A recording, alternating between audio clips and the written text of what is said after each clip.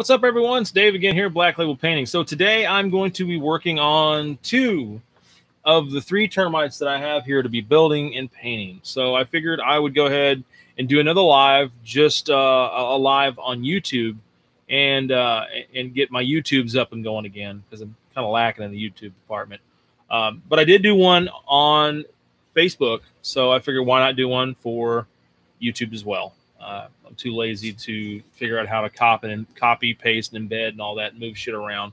So I figure why not just make another one. So I'll be building this Joker today. First, I'll be going over the parts, and then you can see the parts that are involved with the kit. It's another /unboxing/ build.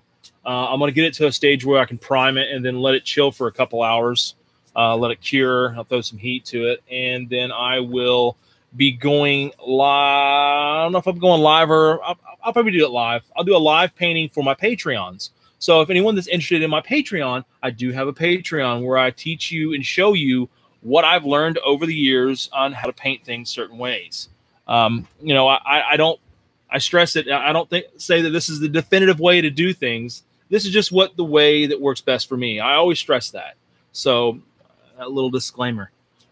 So if you want to check out my Patreon, it's just Black Label Painting at Patreon, and you can become a subscriber for just $1. I don't try to rake people over the coals when it comes to my Patreon. I only ask for $1. So if you're interested in that, go check that out. Go join, and I will be giving away sometime this week, maybe next week. I'll be giving away a set of Broken Toad brushes to one of my lucky Patreons. I picked these up at Adepticon. I bought them with, I paid for them, not sponsored by Broken Toad. It's just more or less, I feel strongly about their brushes.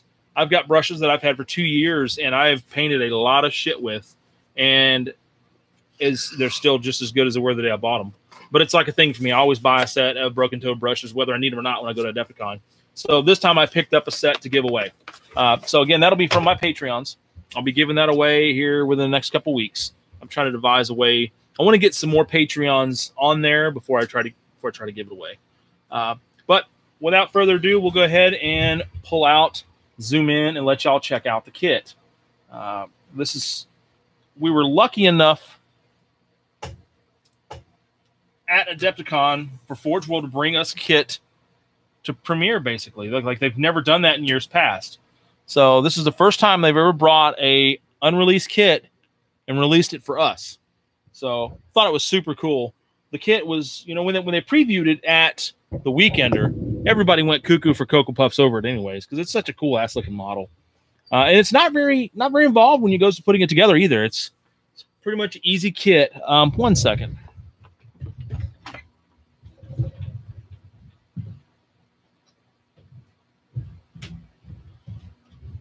Sorry, I had to get something before it fell.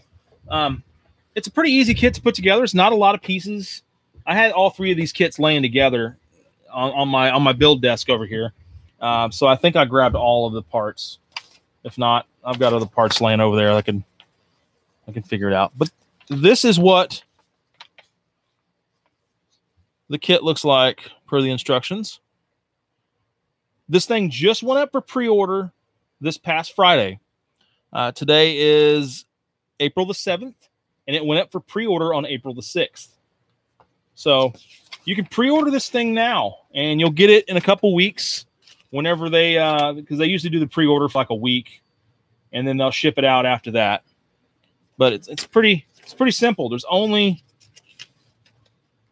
2 pages to building it. It's not a very in-depth kit. But nonetheless, somebody will find a way to fuck it up. All right. So if you want, I'll go ahead and just let y'all check out some of the parts. There's the Melta Magna Lance, or whatever the hell it's called. They're in each of the head, which is pretty awesome. Just got another piece in here somewhere. That one there. You know what? 1 second. Let me grab one thing.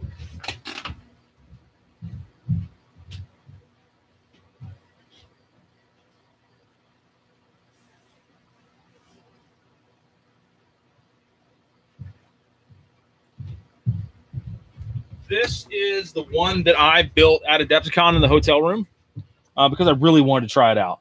But this is what it looks like whenever it's all together. It's a freaking awesome kit.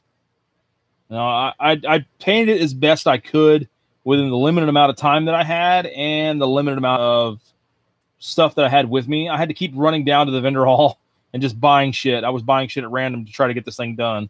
But it turned out pretty good, I think. I really liked it. In game, it was awesome. You know, it died, but hey, new model syndrome. But this is what it looks like when it's assembled. This is, let me grab one other thing. I'll grab a Rhino and let you can compare it next to a Rhino.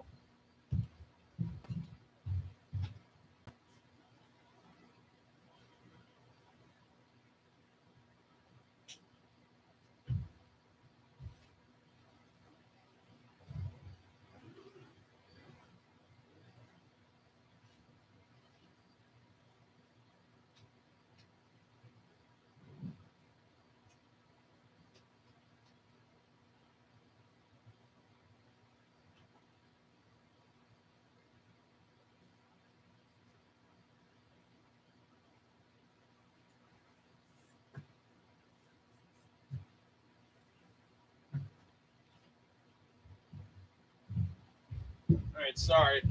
I didn't have all this set out ready to go because I just thought about it just now. But comparing it next to a Rhino, it's long. It's definitely longer than a Rhino.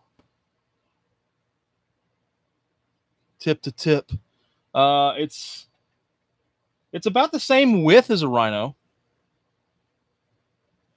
And height is definitely, there's a height advantage on the Termite. But just to give you an idea of the scale for the Rhino. All right, so we'll set those down. So we will continue to check out some of the parts. Now, a lot of people ask me at Adepticon, see, hang on, these are the drill parts. Drill parts. A lot of people asked me at Adepticon whenever they looked at it, it was like, oh man, what does the interior look like? Could you do much with the interior? There's not a whole lot you can do with the interior. You could, if you wanted to get some serious hobby on, I'll go ahead and clip these off. You could add some custom stuff for the inside of the interior. Ugh. Big old casting gates. Because it's pretty plain on the inside. There's not a lot going on the inside. You know, there's limited visibility anyhow because there's only two hatchways to see inside the Termite anyhow.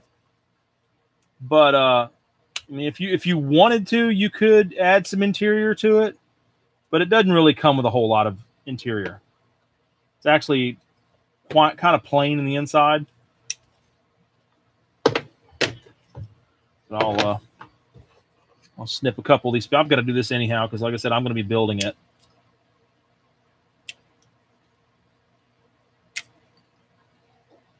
A couple of these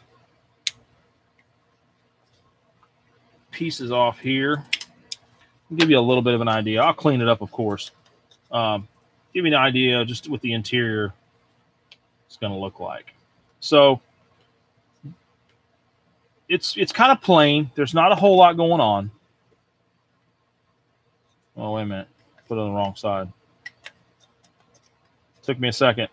It was late at night when I built the first one. Oh, no, it wasn't. It was daily. It was late at night when I painted it. Here we go.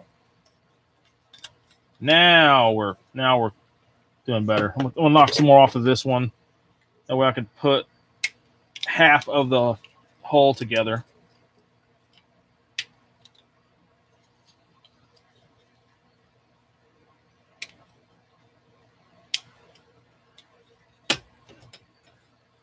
Again, I'll go back and clean that up. This is just for sake of letting you guys check out the majority of the hull. So, as you can see, there's not a whole lot of detail on the inside. If you wanted to get, I didn't really even realize this, but these pieces right here are what opens up for the Sentinel guns to pop out. But you could could you do? You could probably put like a couple seats there, like a control panel there, because there's this panel here is what essentially will go on. Okay, this one goes on this. That's like the hatch for the rear. And this one goes, I believe this one goes up here. So that's pretty much what the interior looks like when you get down to it. There's some other pieces that go in there to help hide these end pieces. Help hide the loss and detail and stuff like that on the sides. I mean, it looks fine, trust me. But if you wanted to blow out the interior, if you wanted to do stuff to the interior, like if you watch this, George from Spaceman with Guns, he'd probably try to figure a way out to do the interior. But you can do stuff to the interior, but you're very limited on space. Just know that. But it's a really cool kit. Here, I'll knock these other pieces off. That way you can see the full assemble, well, half assembled. So I've got to do some cleaning and stuff.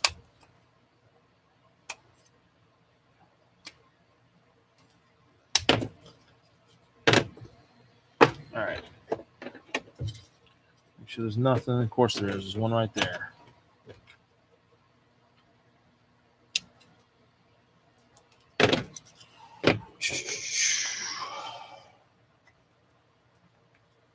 All right. So, in a nutshell, that's about how much interior space you got to work with. Focus. Now, the top side does have some small detail. It's just for the sentry guns.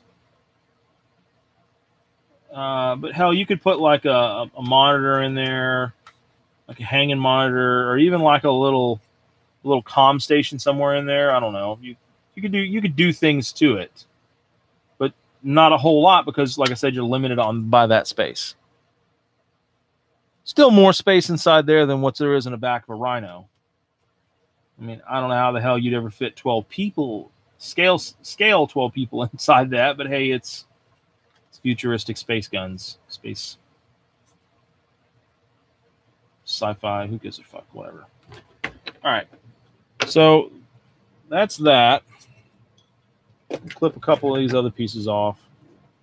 I've built it once before, so I think I can pretty much get it without looking at the instructions. I'm usually pretty good about building something once. But I'll just dry fit some stuff just so you can see. I mean, I'm very crudely cutting these off of the gates. Like, I've got to clean all that up so it'll fit correctly. But I'll just dry fit some stuff so you can see what they are and where they go. With these, again, once you clean those up, these go together and they go over the rear end of it, of the Termite. Oh, that's the front end. That's the rear end.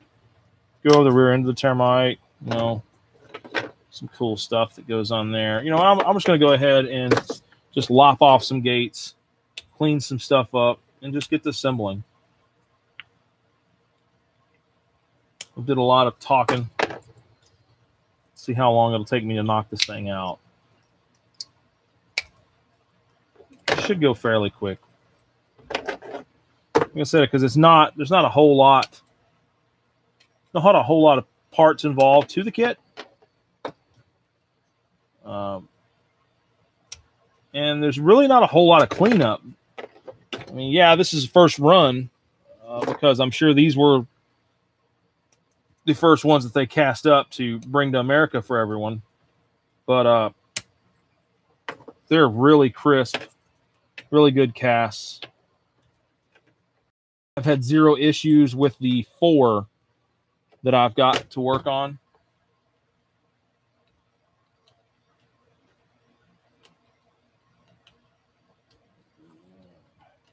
Some of these parts, like, I won't even worry about sanding this because it's going to be recessed. It's actually recessed down in there, so you won't even see it. You just clean it up as best as I can with a knife, because fitment is the only thing I really have to worry about. Same thing with this. This is the tail end piece here.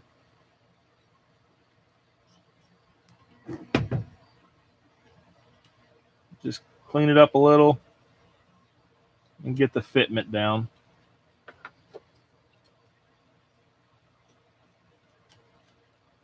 And this goes over the rear section.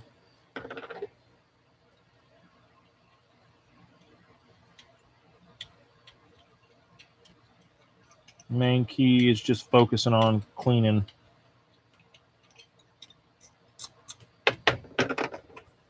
Cleaning extra flash off and shit to that nature.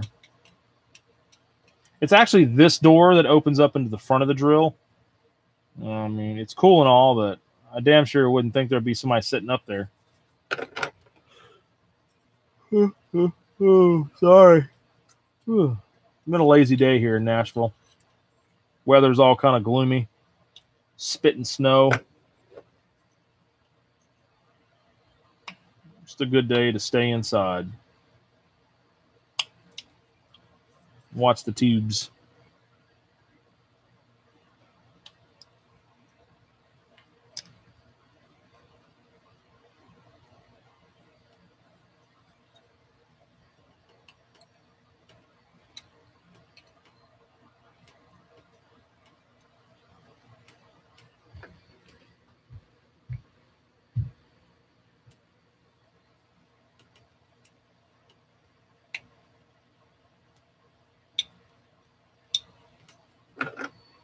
Right, got all that. No, I didn't ask the client whether he wanted the doors open on this or not. I think you could. Cool thing about the doors is you can glue them open or closed. They have like these little slides, and they fit on top of this, so you can mount the door, you know, a variable of ways. It's meant to look like it's comes out and slides open, or you can just close it. It's totally up to you. Ooh, goodness, I can't stop yawning.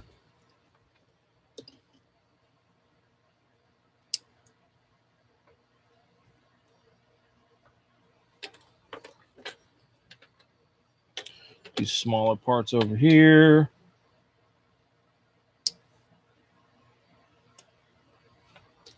Now I am going to paint two of these in like the standard Mechanicum red, because if you guys have noticed this, if you looked at the download and the rules for this kit, you can actually play it with a variety of armies, man. Even militia have access to this bad boy. So I was kind of happy to see that. But you can bring militia with it. You can bring it Solar Rocks. You can bring it Marines. You can bring it Mechanicum. So it's pretty versatile kit. So if you don't want to limit yourself to one faction with it, as far as like painting it up just solely for Solar Rocks, or painting it up just solely for Marines or a Legion, which is cool. Don't get me wrong. That's what I did with my first one. So I could play it, of course.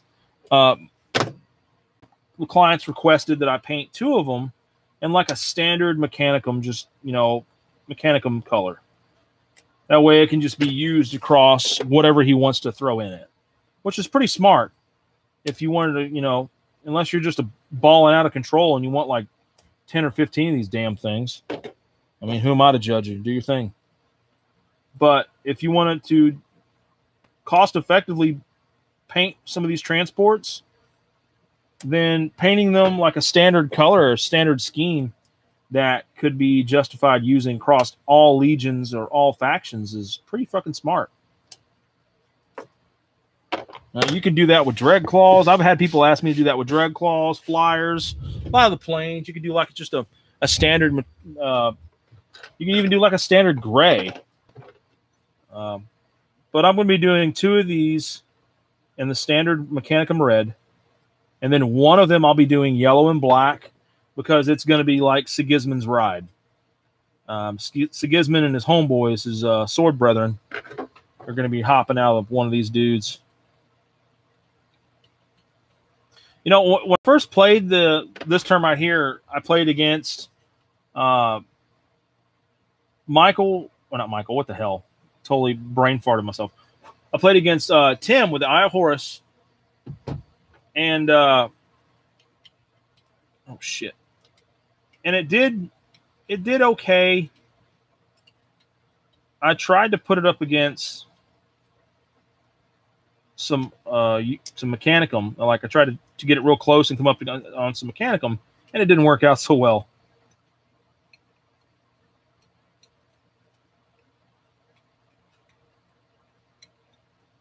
I max scattered and popped up, and then just got the holy bejesus shot out of the squad.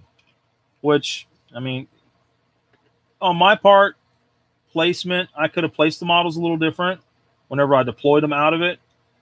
You know, you're going to want to, once you get this thing, once you deep strike this thing, you're going to want to get them out as quick as possible, because this is not an assault unit. No, excuse me, this is not an assault vehicle. Even though the name is the assault drill, it's not in the rules, it's not an assault vehicle. So you're going to have to get out, sit for a second, and then charge. So tactics for this little dude are different from the like the Dread Claw. Dread Claw is nice because it's an assault vehicle. Bring it in, sit a turn, next turn, hop it out, charge out of it. Can't do that with this dude.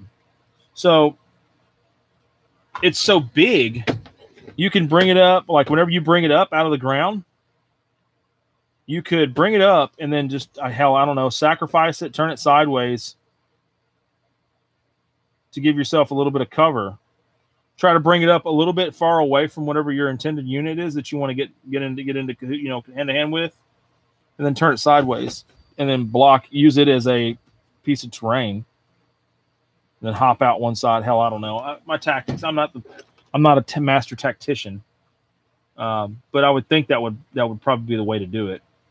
Or you can just put like a Death Guard. Death Guard would do pretty good with these things, because you could put like heavy. You know, you do that. What's their rite of war? It lets them take like heavy weapon units. I don't know, because if you deploy, that counts as moving. So. Unless they're relentless. I don't know. I have to check that. If you had something that you could hop out, like vets would be good inside this. Lazy Heresy. Hashtag Lazy Heresy. Melta vets. Sniper vets. Melta vets would be the way to go. Just hop out and just erase whatever the hell's in your way. So we're been going for 20 minutes here. I've just been bullshitting. Cleaning off what little bit I can. And again, these don't have to be 100% perfect. Covered by other pieces. Like, you're not going to see that. No matter how, you can putty that, make it look gorgeous, and you're just wasting your damn time because it'll be covered. You'll never even see it. No one will ever know all the work that you put into it. So just remember that if you're going to put this together and you're looking at it for the first time, you're like, oh, well, I'm gonna sand all that. I'm gonna green stuff all that. You know what? You can do that, but it'll be totally for fucking nothing because no one's going to see it anyhow.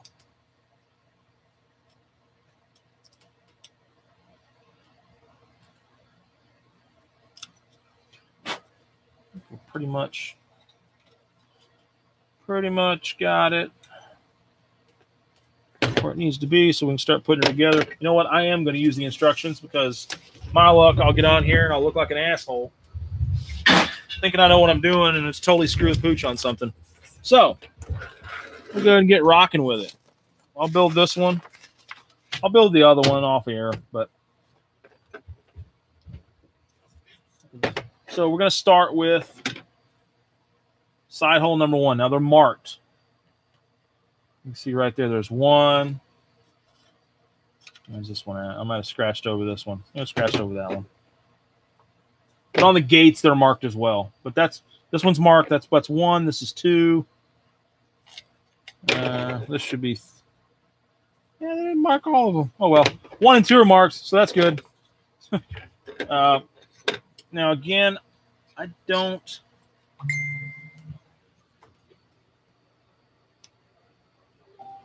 I'm not 100% sure whether I'm going to do the doors open or closed, so I'll wait until I talk to my client about that, because I am doing these for a commission. But if you're going to do them open, you're going to want to go ahead and clean the inside of your doorways open. Make sure everything's good on that. These are actually really good. The first one that I did had a little bit of flashing around it, but it's not a big deal because you can just lightly trace around the inside of the door with a knife, and it'll come off like butter. All right, so back to this. So we're starting with piece number 1. And then it goes, step number 2 is pretty much put all the fucking hole together. So we'll go ahead and do that. It's pretty simple. Lay some glue in here. Yes, this kit was washed before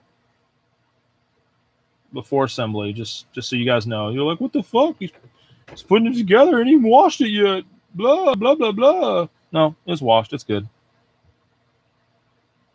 Always wash your resin before you do assembly,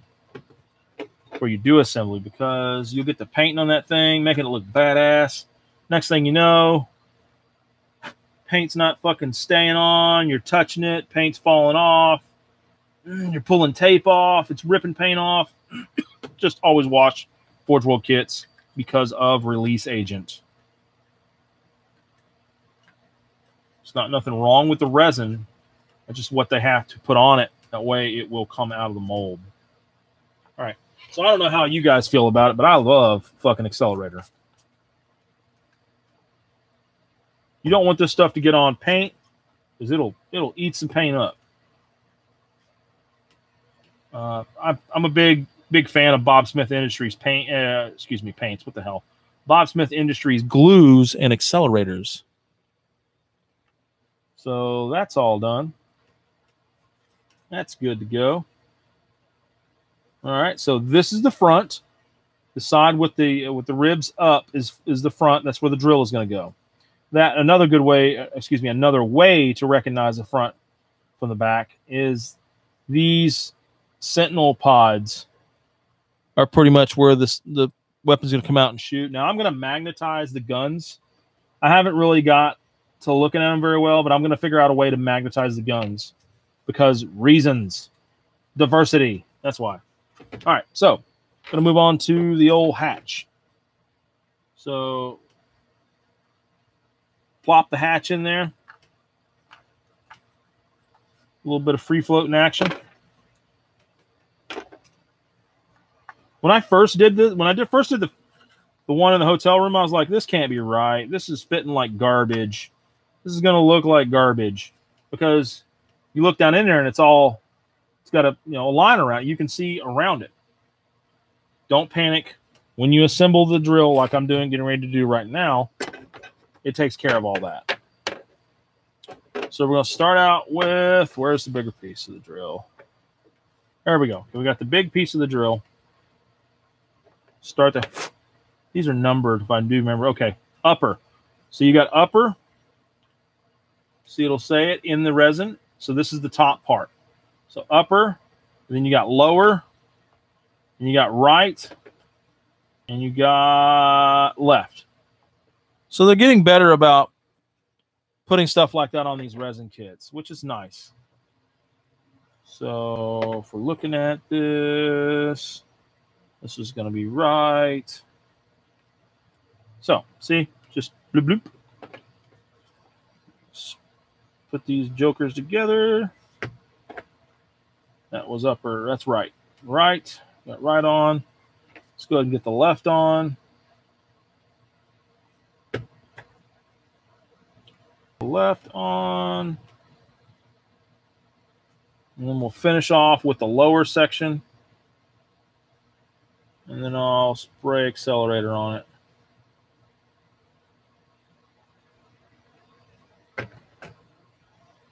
And that'll be the... Whoa, whoa, getting a little excited. And that's the main part of the drill head. So before it's completely dry, I'll go ahead and just stick it in there. Let it fit. Let it seat a little. And then I'll spray it with some accelerator.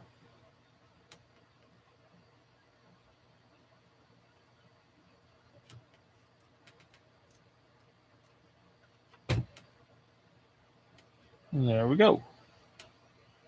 So I'm not going to glue this section on. It's best when you're painting these things. This is going to be mainly metal.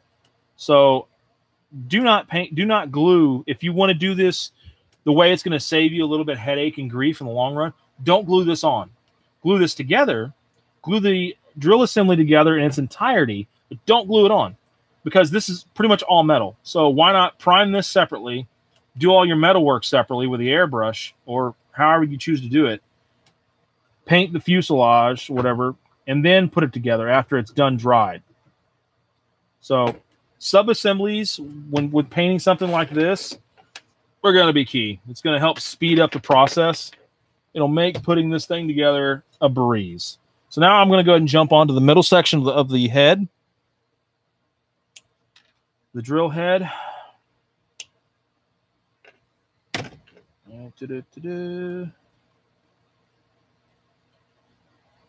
Clean off a little bit. Remember, we are just aiming for fitment because everything else is freaking awesome on this kit. There's no issues with the casting. It goes together like a breeze. Granted, this is the second kit I've built. I ended up picking up several of these things at Adepticon for other people. So there should be a few of these because, hell, I think ForgeWorld brought 30. Now that's what I was talking about. That fitment is key because all we're worried about is the fitment. Look at that. I mean, it just goes together. Everything seats up perfectly. No issues, no real big gaps. Hell, there's no real gaps at all. It fits perfectly. And then the last piece to go on is that right there, and you've got the whole assembly. Hey, George, if you're watching this, put a motor right there. Figure out how to make that little bastard twirl. It'd be awesome. That is a George thing to do right there. Let's put a little bitty motor in there. Just make it turn. But I'm not going to do all that. I'm going to just put this damn kit together. So I will go ahead and glue down this center section.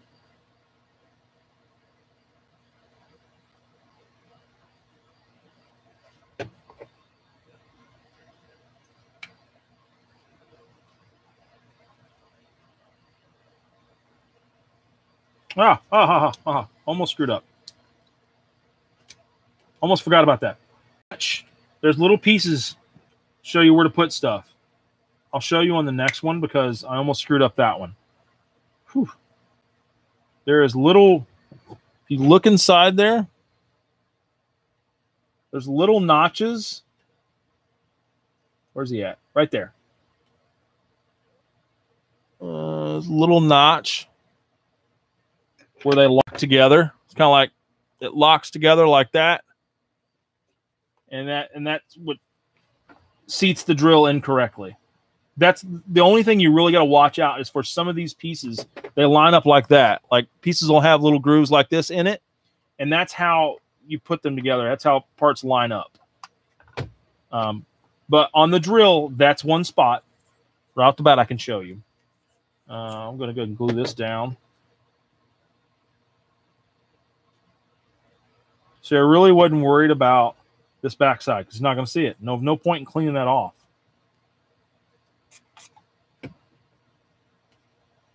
So there's the whole drill assembly. And we'll test fit it. And you'll notice that it, I'm going to test fit it on the correct part. See, here's another one.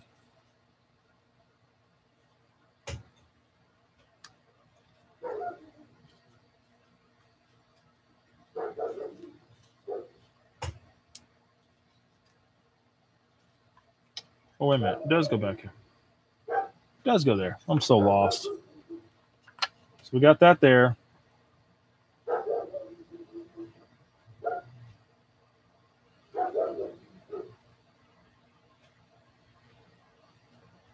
There we go. There's another one that fits. Fits a certain way. There we go. The upper piece. It says upper. It's got that little right there. It fits right inside that one. So the kit goes together correctly. Look at that. Boom.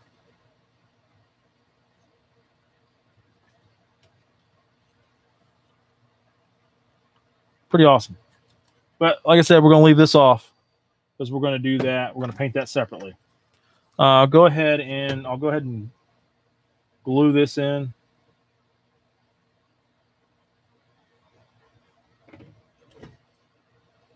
Because of reasons.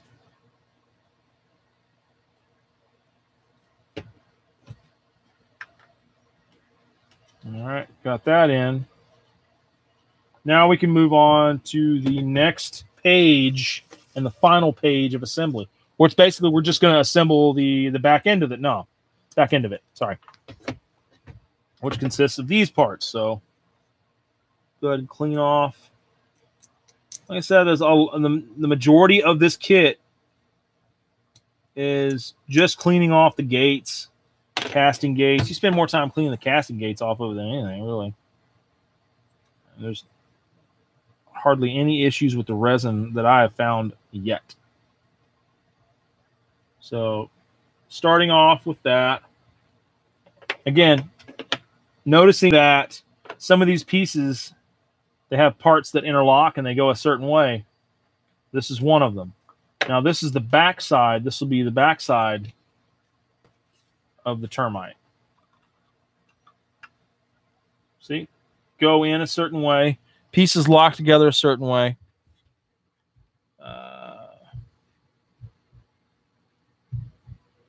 Check something real quick. Sorry.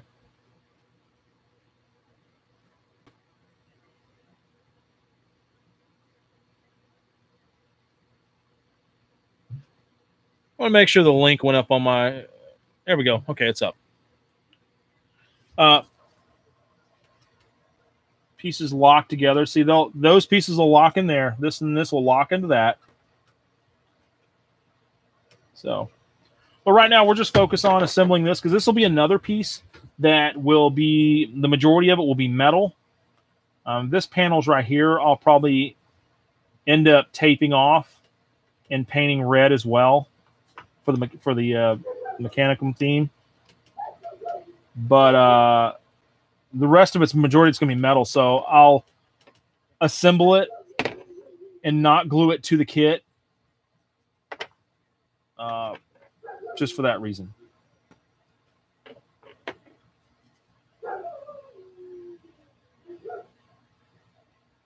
So just pretty much start here.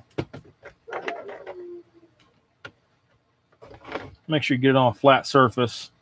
I'll even not gluing it, but just throwing it on. You know what? I will glue it on. It won't matter on this one. So you can go ahead and glue the whole ass in together if you wanted to. All right, let's get this together.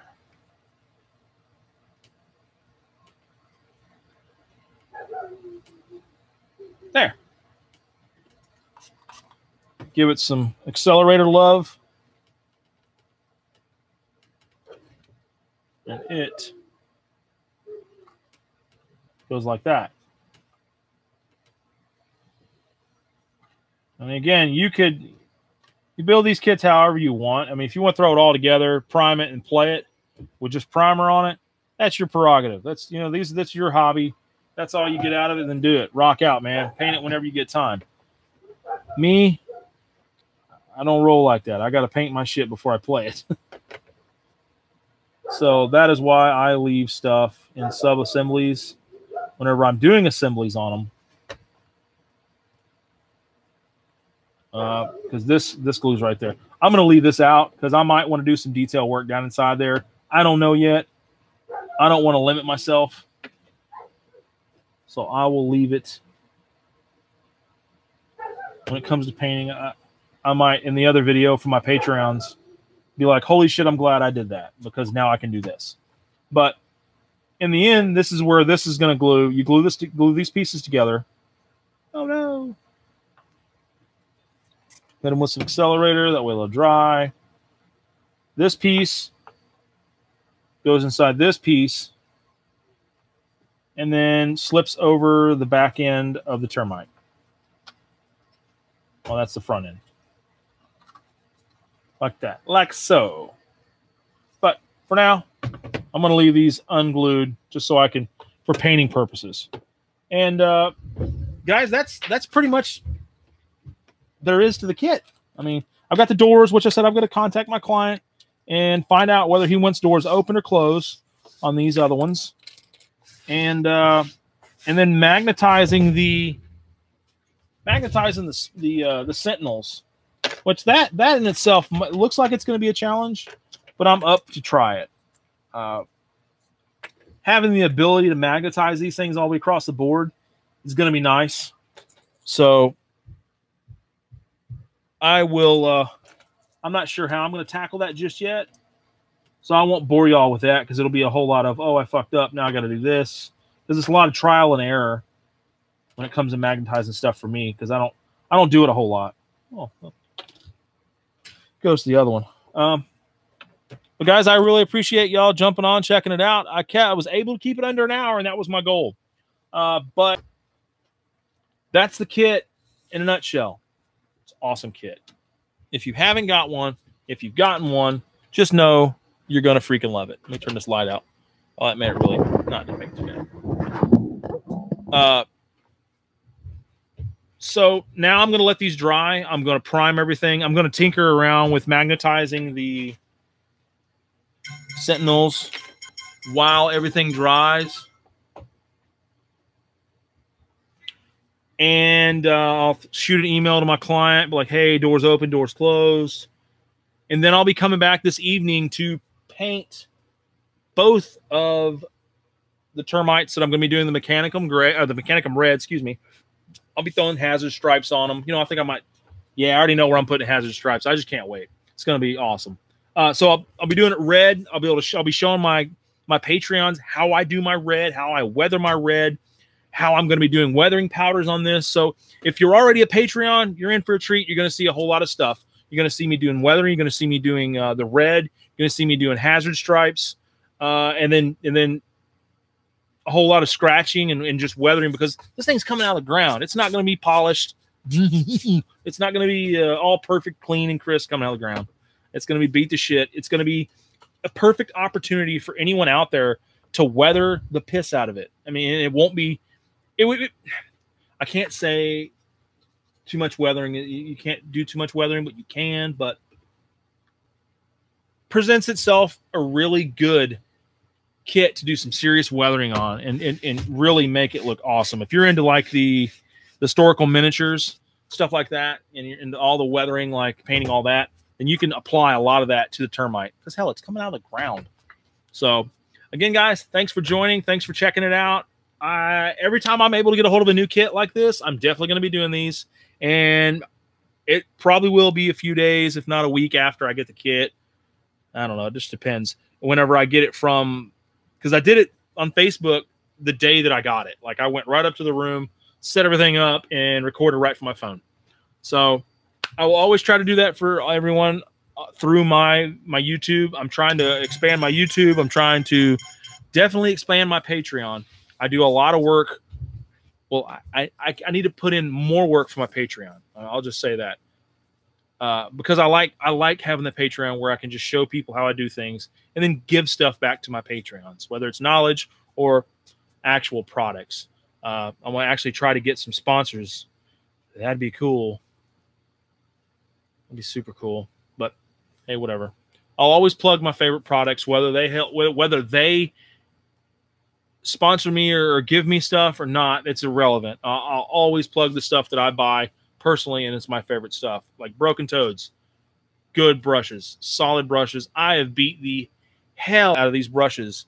Stick them in the soap, and they are still rocking and rolling. I don't even need the set that I bought. I didn't need the set that I bought last year. It's still hanging out on the shelf. I'm still using the original set of brushes I bought over 2 years ago, and I have painted thousands upon thousands and thousands of points with. So good brushes. Whether you guys win, you become a Patreon, and you win these set of brushes or not, go check out Broken Toad brushes. You can get them from in the U.S.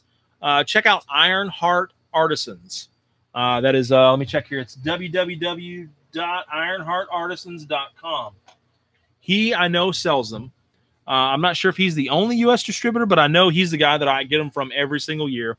He also does the laser etching, like paint holders and paint racks.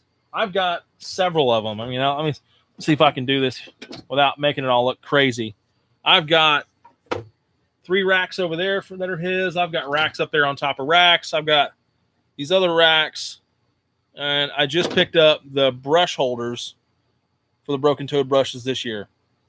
Awesome, awesome shit. Check them out. Tell them Dave with Black Label Painting sent you.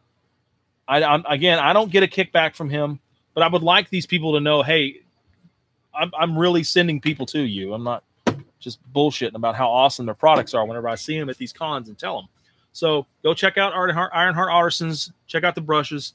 Check out my Patreon. Another plug for my Patreon. Shameless as hell, I know. But I hope you guys join it. I hope you guys learn some stuff.